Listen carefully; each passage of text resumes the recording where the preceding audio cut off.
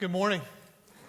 It's great seeing all of you here today on another Sunday on the back end of spring break. Did anyone travel? Anybody? Just curious?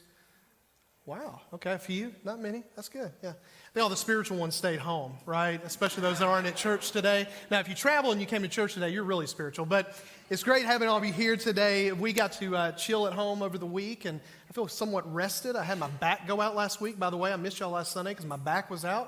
I'm getting old, guys, okay? But I am happy to be here with all of you this morning. If you're our guest here today, my name is Jonathan Dunn. I'm one of the pastors here. And on behalf of our church and everyone who calls this place home, we welcome you, along with all of you that attend here at River City.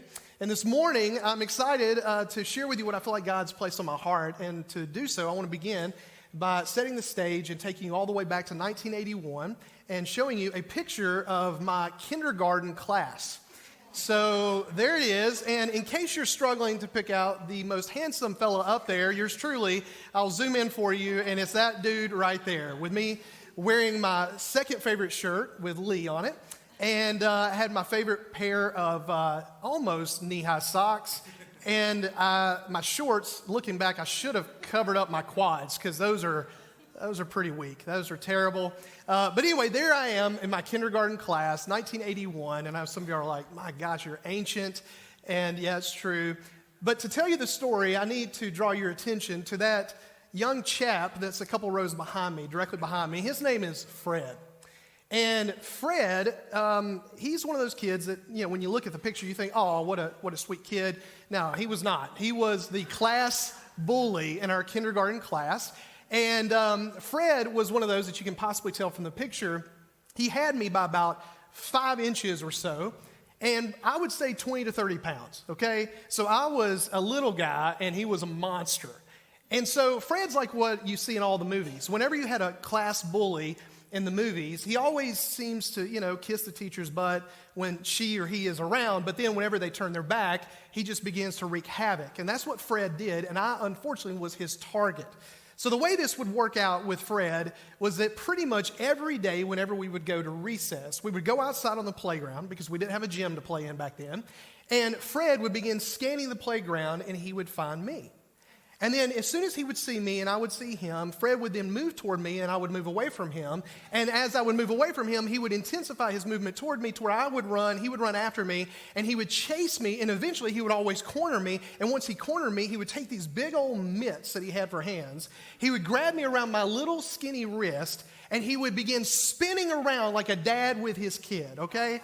So you could say he daddied me, okay? He was treating me like I was his little kid. And he would spin around, and I would flail through the air and like a piece of cloth. And then eventually, after he would get tired as well as a little dizzy, he did not set me down. He would just let go of my wrist, and I would just fly through the air, hit the ground, tumble around, and then finally come to a stop. I am not joking. This is what Fred did to me. And I still need therapy for this to this day. You know what I would do is every time I would just stop rolling, I would get up, I'd dust myself off, I would walk to my friends, dripping in shame, dripping in embarrassment, and then they would just kind of pat me on the shoulder and we'd go off, and then the next day it happened, and the next day it happened again. Well, so Christmas rolls around in kindergarten, and at Christmas time, my grandparents gave me what turned out to be my favorite gift. They gave me one of these bad boys right here, a Dukes of Hazzard t-shirt. Any of y'all have one of those back in the day? Yeah, now I zoomed in on this. It does have the blue sleeves for those of you that question this. Some people ask me that. It does. And so you have Bo and Luke Duke on this. And when I got this shirt, guys, I was thrilled because this was one of my favorite shows that I would watch with my brothers. And so I was excited about getting this shirt, wearing it the first day to school to show it off to the dudes, my friends, but also the ladies, if you know what I'm saying. I knew the girls would like it. And so on that Monday, I threw this shirt on. I went to school. Of course, everybody loved my shirt. And then it was time to go out for recess. Now, here was my hope. My hope is that during the time that we had away, celebrating the birth of our Lord and Savior Jesus Christ, that Fred would have gotten over picking on people, that maybe God would have done something in his heart. But he didn't. So we go out on the playground. Fred begins to scan the playground. He sees me. I see him. And then, of course, here we go again. Fred commences to chasing me, cornering me, grabbing me by my wrist, slinging me around, and letting go of me. And I fly through the air. I hit the ground. I roll. And then as I stood up, I remember this like it was yesterday. I looked down, and I began to dust off my shirt. And I noticed that Bo and Luke Duke did not look the same. I'd landed on rocks and sticks, I guess, and it had ripped part of my new shirt. No joke. So, of course, I was devastated. I was really upset. I was depressed the whole day, finished out class, finished out school, went home, and then when my dad came home that evening, I approached my dad, and I began to tell him what had happened. And I showed him my shirt, and I told him what Fred was doing, and I said, Dad, now look, I know that you don't want me to fight, because Dad had always told me not to fight. But I don't want you to tell Miss Crabtree, who was my teacher, because that'll just make things worse. What I need to figure out a way to make Fred stop. And so on that evening, my dad taught me the power that I had in my little fist. And he taught me how to take these little suckers and how to punch a belly like Mike Tyson punches skulls. And so my dad that night, he took a pillow and he held it in front of me and he said, okay, son, now just start wailing on this thing. And so I just started practicing as fast as I could, hitting as hard as I could, and I did this. And so I got a lot of exercise that night, so I slept like a baby. And then the next day, I was looking forward to school, if you know what I'm saying. And so I went to school. We went to recess. Fred starts scanning. He finds me. I see him. He locks eyes. He starts moving toward me, and I don't move. Now, Fred probably thought as he was approaching me that I was just going to give up and not make this, a chase, because every time he always caught me, and I'll just make it easy work for him. But I had other ideas.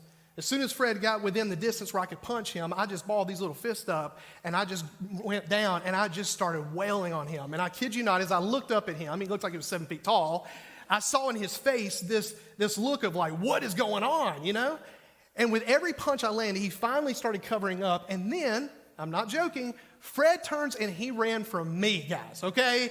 He took off, he started running, and guess what I did? I chased him. That's exactly right. I was going to go and just take out all of this frustration on Fred. I chased him, I cornered him, I started wailing on him again, and then thankfully from that point forward, Fred, whenever we went to recess, he would get as far away from me as he possibly could. It was because he did not want any more of the smoke that I had in what I call thunder and lightning. You know what I'm saying? He didn't want any more of this smoke. So here's the moral of the story. Some of you are like, my gosh, what in the world? What can you do with this? Well, I'm going to try to do something with that story and tell you that the moral of the story is this. Something I've noticed and I've recognized from that incident as well as through other incidents in my life is something that's true for all of us. That every one of us, we all have a line. And as people get to that line, we get increasingly irritated, annoyed, frustrated. We want them to back off. But once someone crosses the line, we snap, don't we? Because what we want is to do whatever we have to do to get them back on the other side of the line and for them to never try to cross the line again. Now, for me, on that day, and for that time in my life, it was my Dukes of Hazzard t-shirt that was the line, and Fred crossed it, and that was it. But in our lives, they're all different places and different things, and sometimes we don't even know what the line is until someone crosses it. Well, the reason why that's important for what we're going to look at today is because as you read about Jesus and the life of Jesus, and how the gospel writers record the stories of his life, the events of his life, Matthew, Mark, Luke, and John continue to tell us about that there were these experiences and these encounters, what I would call head-on collisions, that Jesus would oftentimes have with the religious leaders of his day, the Pharisees, the Sadducees, the scribes, and others. And what would happen is with every miracle Jesus would perform and with every exclusive claim he would make about himself, saying he is the Son of God, that he was special, he was unique, these religious leaders would grow increasingly irritated and frustrated with Jesus.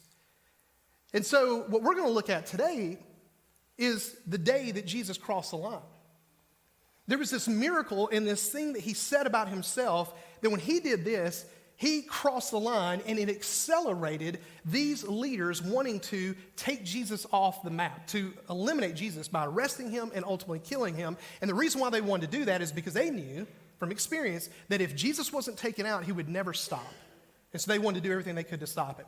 Now, John, who is one of Jesus' disciples, he tells us about the day and the moment, the experience that led to all of this in his gospel. And so if you want to look with me, we're going to be in John chapter 11, and we're not going to get out of John 11, so it's going to be easy if you can flip there or go there with your device. And we're going to jump in as to how John tells us how this all unfolded. So in John chapter 11, verse 1, he begins by telling us this. Now a man was sick, Lazarus, from Bethany, the village of Mary and her sister Martha. Mary, the one who anointed the Lord with perfume and wiped his feet with her hair, and it was her brother Lazarus who was sick. So the sister sent a message to him, Lord, the one you love is sick. So what John does is he begins to set the stage for us by telling us that Mary and Martha and Lazarus were like family to Jesus. He loved them very deeply. They were very close friends. And then Lazarus gets sick. And what Mary and Martha did is, like any sisters who loved their brother, is they did everything they could within their power to nurse him back to health.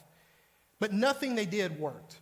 That as they watched their brother, his breathing became labored, his color began to drain, his heart began to slow down like someone that was dying. And so they were in a panic. They were really concerned. So they sent a message to Jesus saying to Jesus, come here, Lazarus is sick. We need you. Their desire was he would come and he would heal him of his illness. Look at what Jesus did when he heard the message. Verse 4. When Jesus heard it, he said, this sickness will not end in death, but is for the glory of God, so that the Son of God may be glorified through it. And then John adds this note. Now Jesus loved Martha, her sister, and Lazarus. So when he heard that he was sick, he stayed 2 more days in the place where he was. So when the messenger arrived and he gave this information to Jesus, Jesus responded in a way that no doubt was comforting to the messenger as well as to his disciples. He said to them, oh, this sickness will not end in death. Likely the messenger turned and was like, oh, well, I'm going to go take this word back to Mary and Martha, and left. And then on top of that, Jesus said this, and then he just kind of kicks back for 2 days. So the disciples were under the impression that Lazarus was going to be fine. Well, after 2 days, Jesus approaches his disciples and he says, now, fellas, we need to pack up. We need to go back to Judea. And immediately they begin to say to Jesus, no, Jesus. No, bad idea. Really bad idea. And they reminded him that when he was in Judea, that they took up stones and they were wanting to kill him. And they were saying, Jesus, you don't need to go back there because that's a death wish. And then after Jesus said something somewhat cryptic to them, which we're not going to look at, he then goes on to tell them why he had to go back. Look with me in verse 11. He said this, and then he told them, our friend Lazarus has fallen asleep, but I'm on my way to wake him up. He says, guys, I have to go back because Lazarus has fallen asleep and I need to go wake him up. What's interesting is that his disciples said back to Jesus what we all would have said back to him, given what they understood he meant. Look at verse 12. Then the disciples said to him, Lord, if he has fallen asleep, he will get well. This made no sense to them. This is crazy. Jesus, why would you put your life at risk to go back to wake Lazarus up from a nap? This made no sense. The way they thought and what they thought was taking place is that Lazarus was ill. His body was recovering as he slept. And as soon as he felt well enough, he would just wake up. So Jesus, just leave him alone. Let him have his nap, right? But then John tells us this in verse 13. He says, Jesus, however, was speaking about his death. But they thought he was speaking about natural sleep. It was lost in translation. Jesus did not mean that he was just taking time to sleep. So then Jesus says this, verse 14. So Jesus then told them plainly, Lazarus has died. And I'm glad for you that I wasn't there so that you may believe. But let's go to him. Jesus finally very clearly tells them, guys, no, I'm not talking about he's taking a nap. No, he has died and we need to go to him. And then I love this little note John includes in verse 16. He says, then Thomas, called Twin, said to his fellow disciples, let's go too so that we may die with him. Isn't that great? Thomas is sitting there and just thinking, all right, well, if you're going to go and die, I might as well go die with you. He did not think the odds of their survival were very high. They saw this as a death wish as they went and traveled with Jesus. Well, then John goes on to tell us what happens next. Look with me in verse 17. He says, when Jesus arrived, he found that Lazarus had already been in the tomb 4 days. So he was dead, okay? Dead as a doornail, as we would say today. And Bethany was near Jerusalem, less than 2 miles away. And many of the Jews had come to Martha and Mary to comfort them about their brother. As soon as Martha heard that Jesus was coming, she went to meet him, but Mary remained seated in the house. And then Martha said to Jesus, Lord, if you had been here, my brother wouldn't have died. Yet even now I know that whatever you ask from God, God will give you. This is really interesting because as Jesus and his disciples approach Bethany, someone spots Jesus and they run back to Mary and Martha, who were seemingly at home. They tell them what's taking place. Mary stays there, but Martha runs to Jesus, and when she gets to Jesus, she says to him, Lord, if you would have been here, my brother wouldn't have died. When she said this to him, she was communicating or sharing with him her heartache, her disappointment, her frustration, because she believed that had Jesus made it before Lazarus had died, that he would have been able to prevent his death. But the interesting thing is not only was she disappointed, she also had hope. Because she goes on to say, yet I know that you have the heart and the ear of God. And if you ask him for anything, he will give you whatever it is that you ask. Martha, she was hurting, but yet she was hopeful. And she believed that if Jesus would just ask God, that God could do something about this current situation. Check out what Jesus said back to her, verse 23. Your brother will rise again, Jesus told her.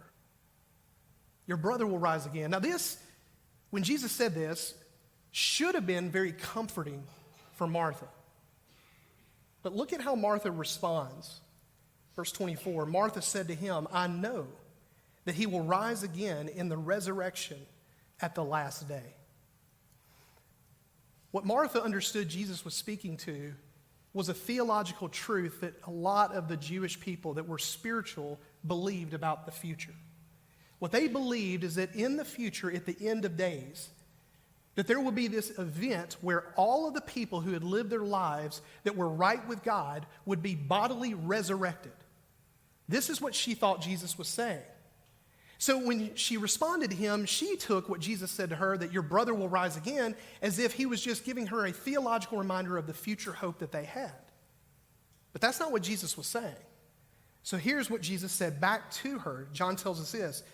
Verse 25, Jesus said to her, I am the resurrection and the life. The one who believes in me, even if he dies, will live. Everyone who lives and believes in me will never die. Do you believe this? So he responds by saying to Martha, no, Martha, I'm not talking about an event in the future. What I'm telling you is the fact that you are looking at the resurrection and life. I am the resurrection and life. And then he said, do you believe this to be true? And then Martha replies, verse 27, yes, Lord. She told him, I believe you are the Messiah, the Son of God who comes into the world.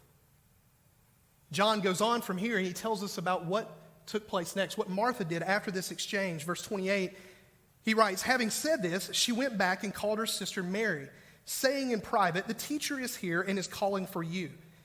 As soon as Mary heard this, she got up quickly and went to him. And Jesus had not yet come into the village, but was still in the place where Martha had met him. The Jews who were with her in the house, consoling her, saw that Mary got up quickly and went out, and they followed her, supposing that she was going to the tomb to cry there.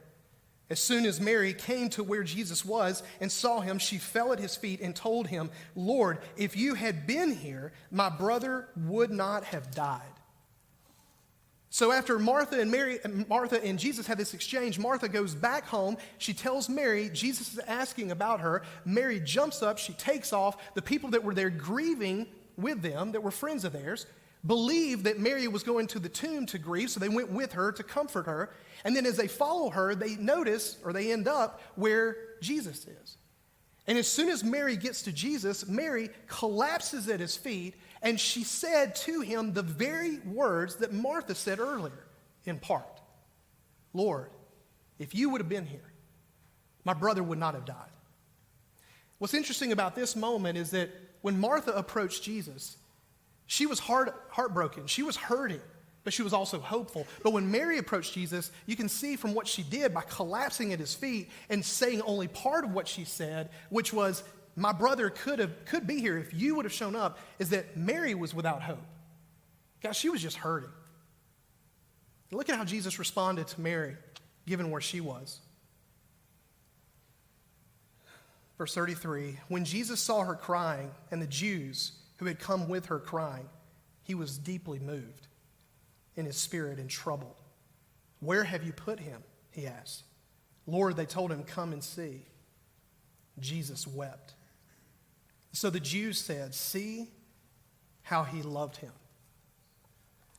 When Jesus saw Martha, given where she was, he said to her, your brother will rise again. But when Jesus saw Mary, he didn't say that to her.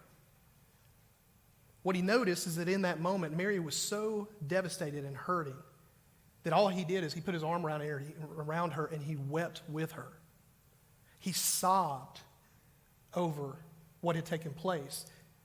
And the people that were observing that really didn't know Jesus very well, that were there to console Mary and Martha, as they watched this take place, this scene unfold, they came to this conclusion that he must really have loved Lazarus, and he was devastated as well that his friend had died. John then tells us what takes place next in verse 38. He says, and then Jesus, deeply moved again, came to the tomb. So they walked to the tomb, and Jesus begins to get emotional again. And John describes it. He says, it was a cave, and a stone was lying against it. Remove the stone, Jesus said.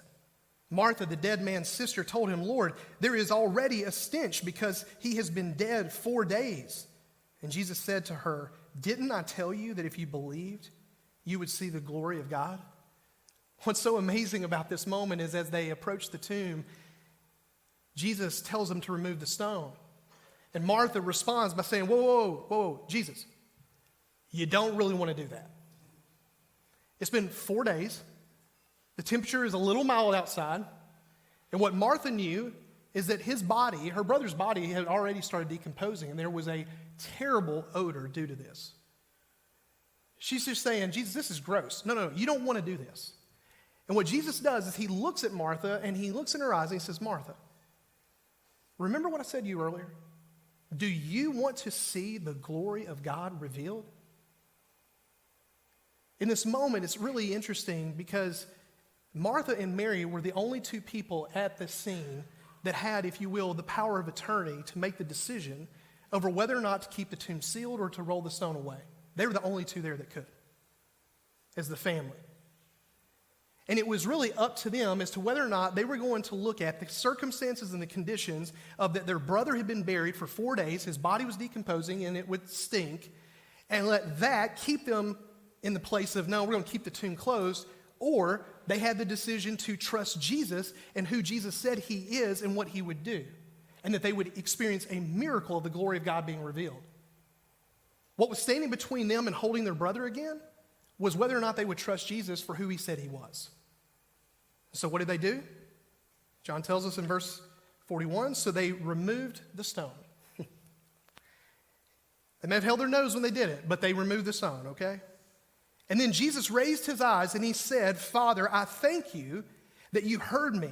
I know that you always hear me, but because of the crowd standing here, I said this so that they may believe you sent me. And after he said this, he shouted with a loud voice, Lazarus, come out.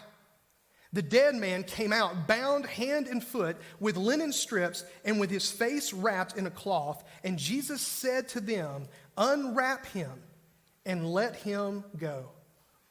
This is an amazing moment in what took place because they rolled the stone away. They chose to just trust Jesus and that he was going to do something. They were going to experience something. They had no idea what they were going to experience. Because again, remember, they believed the resurrection would not happen until the end of the age, until the end of the days. And they rolled the stone away, and then Jesus, because John is beside Jesus, because the crowd is out away from him, he's listening to what Jesus is saying, Jesus looks to the heavens and he starts having this little conversation with the Father and saying, now, Father, thank you for listening to me. I know you always hear me. I'm doing this right now so that they out there don't get the wrong impression about what I'm about to do, but they know that this is you and me and we're doing this together. And then he looks at the tomb and he says, Lazarus, come out. And he did. This man that had been dead for 4 days came walking out of that tomb. And what's so powerful about this moment, outside the fact that he actually came out of the tomb alive, is something that Jesus displayed and communicated through this miracle about himself. What Jesus did in that moment is he did not speak quietly, he shouted, right? The other thing is that he did not speak nicely, he commanded. And even though he said Lazarus, he wasn't really speaking to Lazarus. He was speaking to death, guys. What Jesus was saying when he shouted at Lazarus to come out is that he, as the resurrection and the life, was saying to death, you cannot hold my friend any longer. You cannot keep him in the place where dead people stay. I am freeing him. I'm releasing him. You have no authority over him. And when Jesus said that and he commanded it, death let go of Lazarus, and Lazarus did what anyone who's alive will do. They don't stay in dead places. They move out and they go to where life is. Jesus demonstrated right there who he really was. And then the impact of what took place is so cool. Verse 45, John then notes, he says, therefore many of the Jews who came to Mary and saw what he did believed in him. Is that cool? There's a couple of things I want to walk through with you that we just looked at that I think are so important for all of us, hopefully, to take away today. And the first thing I want to show you is I want to take you back to near the beginning of the story when Jesus said this to his disciples in verse 14 and 15. He says, as John writes, so Jesus then told them plainly, Lazarus has died. I'm glad for you that I wasn't there so that you may believe, but let's go to him. If you try to put yourself in the sandals of these disciples, okay, this is a very confusing situation because a messenger comes, Jesus says, oh no, this won't end in death. They all think, okay, he's cool, especially when you hang out for 2 days. Then Jesus says, no, we need to go. And they're like, bad idea. And he says, no, he's asleep. And then you're like, well, let him wake up. And then you say, no, guys, he's dead, okay? He's dead. All this is confusing. And then when he tells them that he's dead, he said, I'm glad for you that I was not there. And he said, so that they may believe something. So as they traveled to Bethany, Jesus traveled with gladness in his heart. The disciples, they traveled with confusion likely and definitely fear. They were afraid they were going to die. They thought it's going to be over. And when they got there, the first person they spoke to was Martha. And when he had this exchange with Martha, as you recall, and he began to say, your brother will rise again. And she said, well, I know it's going to happen one day. He says, no, Martha, you're looking at him. You're looking at the resurrection and the life. Do you believe this? And even in Martha, in her response, she says, yeah, I believe you're the Messiah, the Son of God. You see, what Jesus knew about his best friends in the world, this was Mary and Martha, the disciples, is that they didn't fully understand who Jesus was fully. And the reason why is because up to that point, Jesus had never revealed to people that he is the resurrection and the life and then demonstrated the truth of that. He had never put that together for them. Sure, they knew that when he spoke with authority. They knew that he would help the sick get well. He knew all that. They knew all that. But this whole resurrection and life, they didn't get it. And so here is the big idea that they came away with as they experienced this miracle. And here's how I put it. They came to believe that the resurrection and the life is Jesus, who loves us and has come to set us free from death. Their whole perspective of resurrection shifted from an event to a person. And what that did is it drew their hope to Jesus fully. And here's the other thing that they witnessed. As they saw Jesus call Lazarus by name, telling death to let go of Lazarus, what they were getting a peek into is the fact that one day Jesus was going to call them by name. He would tell death to let go of them, and they too would be raised back to life to live forever. That this was personal. and that Jesus loved them. This is what came together for them. And so it was this miracle that Jesus was excited about because it was going to close this belief gap that they had in seeing that Jesus is the Son of God, but he is God. He holds and he is the source of life, and he is the source of raising people from the dead. Another truth that I think is worth looking at and considering is the fact that John noted that there were a number of people that believed after they witnessed this out of the crowd, that just showed up to console and to encourage Mary and Martha. And can you imagine being there and showing up and seeing these girls devastated and grieving with them? And then Jesus shows up, and then he's sobbing as well. And then when just in a matter of minutes, everybody is throwing a party and celebrating because that dead man is back and he's alive. Can you imagine that? And what's interesting for them is that there was a shift that took place in their lives. It's very obvious, and this is how I wrote this, is that many of the Jews came to the tomb in grief over death, but they left the tomb in awe over the one who is the resurrection and the life. They showed up one way, grieving over death, but after seeing what Jesus said and what Jesus did, they walked away in awe over Jesus, and they believed.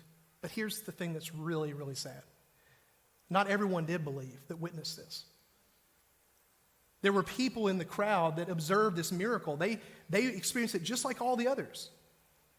And they actually, when they walked away, reached out to the religious Jewish leaders to pass on this information to try to help instigate the doom, if you will, of this Messiah figure, this carpenter's son. They wanted to end him. And when you look at this, if you're anything like me, you go, well, why? Why did they not believe? They saw the same thing. Why did they not believe? And the only conclusion I can come to is this. They didn't believe because they did not want Jesus leading them in how they were to live their life.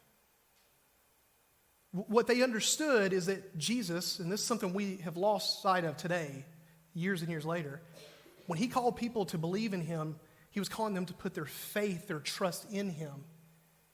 And what he was calling them to place their faith and trust in him for in this moment was life and resurrection, which meant to give everything about yourself to the one you believe will call you by name and say, come out. And these people, they were not willing to do that because they wanted to live their life the way they wanted to live their life, and that's why they walked away.